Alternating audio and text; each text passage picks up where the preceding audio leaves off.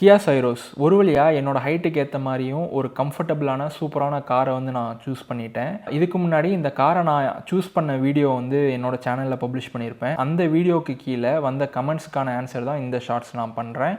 மேஜராக வந்த கமெண்ட் பார்த்தீங்க அப்படின்னா, இந்த காரோட ஆன் ரோட் ப்ரைஸ் எவ்வளோ வந்துச்சு, எனக்கு எவ்வளோ ஆஃபர் கிடச்சிது அப்படின்னு தான் வந்து எல்லாமே மேக்ஸிமம் கேட்டிருந்தீங்க.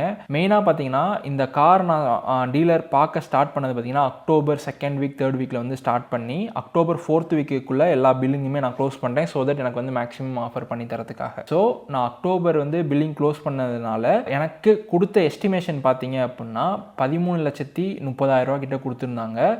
பட் எனக்கு அதில் அவங்க ஆஃபர் பண்ணி கொடுத்தது, நான் ஃபைனலாக பே பண்ண ப்ரைஸ் எவ்வளோ அப்படின்னு பார்த்தோன்னா 12,40,000. எந்தவித ஆக்சசரிஸும் இல்லாமல் ஆன் ரோட் ப்ரைஸ் வந்து 12,40,000. இது வந்து எக்ஸ்ஷோரூம் ப்ரைஸ்லேருந்து நமக்கு வந்து இன்சூரன்ஸ், அதுக்கப்புறமா ரிஜிஸ்ட்ரேஷன், அதுக்கப்புறமா எக்ஸ்டெண்டட் வாரண்ட்டி, இது எல்லாமே இன்க்ளூட் பண்ணது தான்.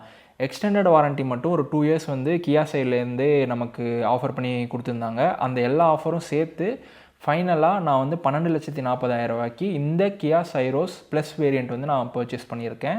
இன்னும் சில பேர் இந்த காரோட ஹைட் அண்டு கம்ஃபர்ட் பற்றி கேள்வி கேட்டிருந்தீங்க.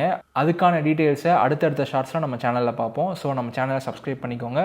உங்களுக்கு கியா சைரோஸ் பற்றி வேறு ஏதாவது கேள்விகள் இருந்தால் கண்டிப்பாக கமெண்ட் செக்ஷனில் மென்ஷன் பண்ணுங்கள்.